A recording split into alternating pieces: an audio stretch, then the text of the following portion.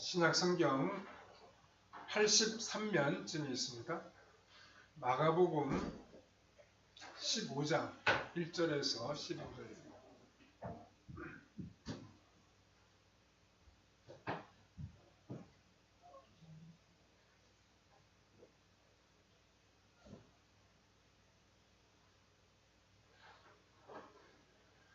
마가복음 15장 1절에서부터 15절 우리 같이 말씀을 읽겠습니다. 새벽에 대제사장들이 즉시 장로들과 서기관들 곧 온 공회와 더불어 의논하고 예수를 결박하여 끌고 빌라도에게 넘겨주니 빌라도가 묻되 내가 유대인의 왕이냐? 예수께서 대답하여 이르시되 내 말이 옳도다 하시며 대제사장들이 여러 가지로 고발하는지라. 빌라도가 또 물어 이르되 아무 대답도 없느냐? 그들이 얼마나 많은 것으로 너를 고발하는가 보라 하되 예수께서 다시 아무 말씀으로 대답하지 아니하시니 빌라도가 놀랍게 여기더라. 명절이 되면 백성들이 요구하는 대로 죄수한 사람을 놓아주는 전례가 있더니 밀란을 꾸미고 그 밀란 중에 살인하고 체포된 자 중에 바라바라 하는 자가 있는지라. 우리가 나아가서 전례대로 하여 주기를 요구한대 빌라도가 대답하여 이르되 너희는 내가 유대인의 왕을 너희에게 놓아주기를 원하느냐 하니 이는 그가 대제사장들이 시기로 예수를 넘겨준 줄 알미러라. 그러나 대제사장들이 무리를 충동하여 도리어 바라바를 놓아달라 하게 하니 빌라도가 또 대답하여 이르되 그러면 너희가 유대인의 왕이라는 일을 내가 어떻게 하랴? 그들이 다시 소리 지르되 그를 십자가에 못 박게 하소서. 빌라도가 이르되 어찌미냐 무슨 악한 일을 하였느냐 하니 더욱 소리 지르되 십자가에 못 박게 하소서 하는지라. 빌라도가 무리에게 만족을 주고자 하여 바라바는 놓아주고 예수는 채찍질하고 십자가에 못 박히게 넘겨주니라. 오늘은 잘못된 선택이라는 제목으로 잠시 말씀을 생각해 보겠습니다. 우리는 이 세상을 살아가면서 크고 작은 것을 늘 선택해야 합니다. 오늘 점심때는 뭘 먹어야 할지, 저녁 반찬은 어떤 걸 해야 할지 하는 것 등 일상적으로 늘 선택해야 할 것들이 있습니다. 조금 있으면 실시하게 되는 총선거와 같은 때에는 많은 사람들 중에 한 사람을 택하여 투표를 해야 합니다. 뿐만 아니라 입을 옷도 항상 골라야 하고 넥타이도 하나를 골라서 매야 합니다. 나아가서 학교를 선택하고 학과를 택하여 진학해야 하며 직업도 여러 가지 많은 일들 가운데 하나를 골라야 합니다. 일생을 좌우한다고 할 수 있는 배우자도 신중하게 생각하고 한 사람을 맞이해야 합니다. 그러니까 우리의 삶은 끊임없는 선택의 연속이라고 이야기할 수도 있습니다. 어떤 것을 택해도 우리 생활에 별다른 영향을 미치지 못하는 그런 것이 있는 반면에 어떤 선택은 우리의 평생을 좌우한다고 말할 수 있습니다. 예를 들면 배우자와 직업을 선택하는 것이 이러한 경우에 해당한다고 볼 수 있습니다. 오늘 우리가 읽은 본문에 보면 너무나도 심각한 선택이 기록되어 있습니다. 일생뿐 아니라 우리의 영원한 삶을 좌우하는 그런 문제에 대한 선택이었습니다. 본문은 아주 중요한 선택을 해야 하는 순간에 잘못된 선택을 한 한 사람을 우리에게 보여주고 있습니다. 그 사람은 빌라도였습니다. 그는 예수님을 십자가에 내어주기로 선택했습니다. 총독인 빌라도는 이 거듭된 결정을 내림으로 기독교 역사에서 그리스도인의 입을 통하여 영원히 부정적인 인물로 언급이 되고 있습니다. 우리는 예배 시간마다 신앙 고백을 할 때 본디오 빌라도에게 고난을 받으사 이렇게 말하고 있습니다. 우리는 이 빌라도의 잘못된 선택을 보며 오늘 우리에게 주시는 주님의 교훈을 함께 생각해 보아야 하겠습니다. 첫 번째로 빌라도는 군중 심리를 따라 선택했습니다. 본문 15절에 빌라도가 무리에게 만족을 주고자 하여 바라바는 놓아주고 예수는 채찍질하고 십자가에 못 박히게 넘겨주니라 라고 했습니다. 빌라도가 결정을 내린 중요한 이유를 여기에서 설명하고 있습니다. 그것은 군중들에게 만족을 주기 위해서였습니다. 빌라도의 결단과 선택은 자신의 확신을 따라서 한 것이 아니었습니다. 군중들의 압박, 자신의 주위에 있는 사람들의 주장을 거절하지 못하고 따랐을 뿐이었습니다. 그렇게 하므로 빌라도는 자신이 가진 생각과는 전혀 다른 결정을 하게 되었습니다. 다만 자신을 둘러싼 사람들의 말을 맹목적으로 추종했을 뿐이었습니다. 그런데 빌라도만 그렇게 하겠습니까? 오늘 우리는 어떻습니까? 세상의 분위기가 그러니까 세상 사람들을 따라가고 많은 사람들이 선택하니까 우리도 생각 없이 그 사람들의 선택을 따라서 하는 일이 얼마나 많이 있습니까? 성경은 이 세상에는 우리가 조심해야 하고 따르지 말아야 할 가치관과 생각이 있다고 말씀합니다.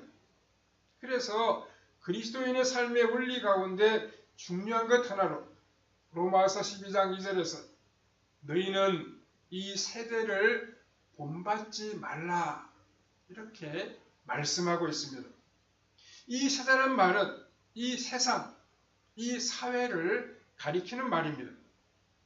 우리는 이 세상과 때로는 적당하게 타협하며 살아가고 있지는 않습니까? 너무나 쉽게 또 너무나도 신속하게 우리가 중요하게 여기는 기독교적인 가치관을 포기하고 세상을 따라 살아가고 있지는 않습니까? 자녀들을 양육할 때에도 자녀들의 가치관 교육이 제대로 되지 아니하면 자녀들이 방황하는 경우가 있고 잘못된 길로 나아갈 수도 있는 것입니다. 특히 사춘기를 맞은 자녀들의 가장 큰 문제는 무엇이겠습니까? 친구들과의 관계에서 생겨나는 문제라고 볼 수 있습니다. 사춘기는 친구들에게 많은 영향을 받기도 하고 친구들을 모방하며 살아가는 경우가 많이 있습니다. 주변에 좋은 친구들만 있으면 아주 다행이지만 그렇지 않을 때 쉽게 잘못된 친구들의 말과 행동을 따라하며 나쁜 길로 갈 수가 있습니다. 우리가 자녀들에게 너희는 이 세상을 본받지 말라는 교훈을 가르쳐주고 세상과 맞설 수 있는 용기와 가치관을 심어줄 수 있어야 합니다. 우리가 그렇게 하기만 한다면 자녀들은 인생의 중요한 시기를 잘 준비하며 살아갈 수 있을 것입니다. 이것은 10대들만의 문제는 아닙니다. 어른들도 전혀 다르지 않습니다. 요즘 시대를 살아가는 그리스도인의 모습을 한번 보십시오. 세상 사람들을 따라서 살아가고 세상 사람들과 비슷하게 살고 있지는 않습니까? 세상을 변화시키고 새롭게 하려고 하기는커녕 도리어 세상의 영향을 받으며 살아가고 있지는 않습니까? 오늘 그리스도인들도 세상 사람들과 같은 모습으로 말하고 그들이 하는 삶을 모방하며 살아가고 있습니다. 주일에 교회당에 와서 예배를 드리는 모습만 제외하면 세상 사람들과 다를 바가 없이 살아가고 있습니다. 우리는 바른 선택을 해야 합니다. 깊이 생각 없이 세상의 방식으로 주님을 모르는 사람들의 삶의 모습을 따라가는 생활을 다 버려야 합니다. 세상 사람들을 따라가는 것은, 세상 사람들의 생각과 같이 생각하고 생활하는 것은 빌라도의 선택과 같은 것이라고 말할 수 있습니다. 우리는 주님의 자녀이고 주님의 그 대속의 죽으심 때문에 하나님께 속한 사람이 되었음을 잊지 말아야 합니다. 우리는 이 땅에 살아가고 있습니다. 하지만 우리의 시민권은 하나님의 나라에 있음을 기억하고 하나님의 자녀답게 세상과 구별되게 바르고 진실하게 살아가야 합니다. 두 번째로 빌라도는 출세를 위해서 선택했습니다. 총독인 빌라도는 왜 군중들의 결정을 따라서 자기의 선택을 하게 되었겠습니까? 그 군중들을 기쁘게 하려고 했기 때문이었습니다. 정말 그들을 기쁘게 하려고 했다기보다는 그 군중들을 따르는 것이 자신에게 안전하고 자신에게 이익이 된다고 판단했기 때문이었습니다. 빌라도가 가장 중요하게 여겼던 것은 자신의 출세와 성공적인 삶이었습니다. 이것을 위해 그는 모든 수단을 다 사용했습니다. 빌라도가 예수님을 재판하는 모습은 모든 복음서에 다 기록이 되어 있습니다. 오늘 본문에는 주로 예수님과 빌라도만 대화하는 것처럼 보이지만 다른 복음서를 보면 빌라도가 다른 사람들과 이야기하는 장면이 기록이 되어 있습니다. 사두개인, 바리새인, 서기관들, 제사장들과 살아있는 공의의 회원들과 더불어 의논을 하고 질문을 던지는 그런 내용들도 나타나 있습니다. 올바른 결정을 내리기 위해서는 질문을 하는 것은 참 필요합니다. 결정을 하기 전에 사실이 무엇인지 아는 것이 참 중요하기 때문입니다. 그러나 본문을 자세히 보면 빌라도가 많은 사람들에게 수많은 질문을 하는 더 중요한 이유는 다른 데 있다는 사실을 우리가 알 수 있습니다. 그것이 무엇이겠습니까? 빌라도는 지금 다른 사람들의 눈치를 보고 있는 것입니다. 다른 사람들의 마음이 어디에 있는지 그걸 지금 빌라도가 살피고 있습니다. 지금 하나님이 이 순간에 하나님이 나에게 원하시는 것은 무엇일까? 그런 마음은 빌라도의 의식 속에 없었다는 말씀입니다. 사람들이 나 자신을 어떻게 생각할까? 그것만을 빌라도는 고심했던 것입니다. 그는 사람들의 생각, 사람들의 눈치만 살폈을 뿐이었습니다. 빌라도는 바라바를 선택할 것인가? 예수님을 선택할 것인가? 라고 하는 문제에 대해 예수님을 놓아주고 싶은 마음이 조금 있었습니다. 그런데도 그는 여전히 바라바와 예수님 중에 누구를 놓아주어야 하는가에 대해서 선택을 사람들에게 요구했습니다.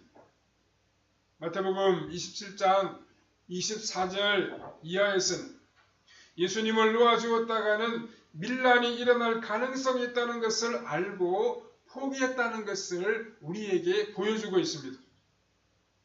요한복음에 보면 좀 더 자세한 정황적인 배경이 나타나 있습니다. 요한복음 19장 12절 이러함으로 빌라도가 예수를 놓으려고 힘썼으나 유대인들이 소리질러 이르되 이 사람을 놓으면 가이사의 충신이 아니니이다. 무릇 자기를 왕이라 하는 자는 가이사를 반역하는 것이니이다 라고 기록이 되어 있습니다. 빌라도가 예수님을 놓아주려고, 예수님을 석방하려고 힘썼다고 했습니다. 분명 그에게는 예수님을 놓아주고 싶은 마음이 있었습니다. 그런데 그렇게 하지 못한 이유가 무엇이었습니까? 유대인들이 소리를 질렀기 때문입니다. 이 사람을 놓아주면 황제인 가이사의 충신이 아닙니다. 이 사람을 놓아주는 것은 황제에 대한 반역 행위입니다. 이렇게 사람들이 소리를 지르자 요한복음 19장 13절에 보면 빌라도는 생각을 바꾸게 됩니다. 그래서 그는 예수님에 대한 재판 과정을 밟기 시작합니다. 빌라도에게는 자신의 출세가 그 무엇보다도 가장 중요했습니다. 자신의 입지, 자신의 안전, 자신의 이익이 중요하지 않은 사람이 그 어디에 있겠습니까? 그렇지만 그것보다 더 중요한 것이 있습니다. 그것은 우리 하나님께서 어떻게 생각하시는가, 하나님께서 어떻게 보시는가 라고 하는 문제입니다. 이 행동이 하나님 앞에서 옳은지에 대한 생각이 결여되어 있었던 빌라도의 선택은 출세만을 위한 선택이었습니다. 출세를 위해 못할 일이 없었던 빌라도는 어떤 삶을 살아갔겠습니까? 이 빌라도는 다른 총독들보다 비교적 오래 유대 땅에서 총독으로 재직했습니다. 그 당시에 대개 5년, 6년 정도 있으면 총독이 바뀌었다고 하는데, 그런데 빌라도는 무려 10년 동안 유대 땅에서 총독으로 재임했습니다. 아마도 그는 로마 당국의 아부를 잘했던 것으로 보여집니다. 그런데 그것이 그의 삶을 유익하게 만들어 주었겠습니까? 역사를 보면 사마리아에 대학살 사건이 있었습니다. 빌라도가 수많은 사마리아 사람들을 학살한 사건입니다. 이것이 로마 정부에 보고가 되어서 빌라도는 로마 당국으로부터 소환 명령을 받게 되었습니다. 로마 정부가 빌라도를 소환하자 빌라도는 자신의 정치적인 생명이 끝났다고 판단하고 스스로 목숨을 끊고 말았습니다. 이것이 그의 비극적인 최후였습니다. 출세에 대한 야망은 빌라도를 파멸로 몰아갔습니다. 자기의 목숨을 잃는 자는 얻으리라. 그러나 자기 목숨을 얻고자 하는 자는 잃으리라 라고 하는 이 기독교의 역설적인 진리는 빌라도의 삶을 통해서도 증거되고 있습니다. 출세를 지향하는 것 자체가 나쁜 것은 아닐 것입니다. 하지만 우리는 자신을 지배하고 있던 그 출세지향적인 가치관이 빌라도에게 비극을 가져왔음을 알 수 있습니다. 출세보다도 더 중요한 것이 우리 삶에 있다는 사실을 빌라도는 깨닫지 못했던 것입니다. 세 번째로 빌라도는 양심을 외면하는 선택을 하고 말았습니다. 14절에 빌라도가 이르되 어찌미냐 무슨 악한 일을 하였느냐 이렇게 말하고 있습니다. 그는 예수님이 악한 일을 하지 않았다는 사실을 잘 알고 있었습니다. 예수님이 선하신 분임을 분명히 알았다는 말씀입니다. 보면 10절에 그 증거가 나타나 있습니다. 이는 그가 대제사장들이 시기로 예수를 넘겨준 줄 알미니라 이렇게 말하고 있습니다. 빌라도는 당시에 대제사장들이 시기심 때문에 예수님이 자신에게 붙잡혀 온 것을 잘 알고 있었습니다. 그 당시 제사장 신분의 종교인들은 예수님이 수많은 백성들에게 인기를 끌자 시기하고 있었습니다. 자신들의 위치가 흔들린다고 제사장들은 생각했습니다. 많은 사람들이 예수님을 따르자 제사장들은 자신들의 입지가 좁아진다고 생각하고 예수님을 제거하려고 했습니다. 그래서 빌라도에게 압력을 넣고 음모를 꾸며 예수님을 해치려고 시도했습니다. 그런데 빌라도는 여기에 굴복하고 말았습니다. 빌라도는 대제사장들이나 서기관들이 절대로 로마에 대해 반역할 사람을 자신에게 넘겨주지 않을 것을 알고 있었습니다. 결국 그들이 유대인이 왕이라고 해서 넘겨준 사람이라면 로마와 가까운 사람이든지 아니면 유대 사회에서 굉장히 밉보인 사람이든지 둘 중에 하나일 것입니다. 그리하여 빌라도가 유대인들이 해달라는 대로 이 사람을 처형시키면 결국 유대인들만 좋게 해주는 것밖에 되지 않습니다. 이상하게도 빌라도가 보니까 예수님은 자신을 살려달라는 식의 사정을 전혀 하지를 아니했습니다. 고발을 당한 죄에 대해서도 변명을 하려고 하지 아니했습니다. 예수님에게는 무엇인가 당당한 모습이 있었습니다. 그래서 빌라도는 이 사람이 유대 지도자들에게 밉보했지만 군중들에게는 지지를 받는 사람인 것 같다는 생각을 했습니다.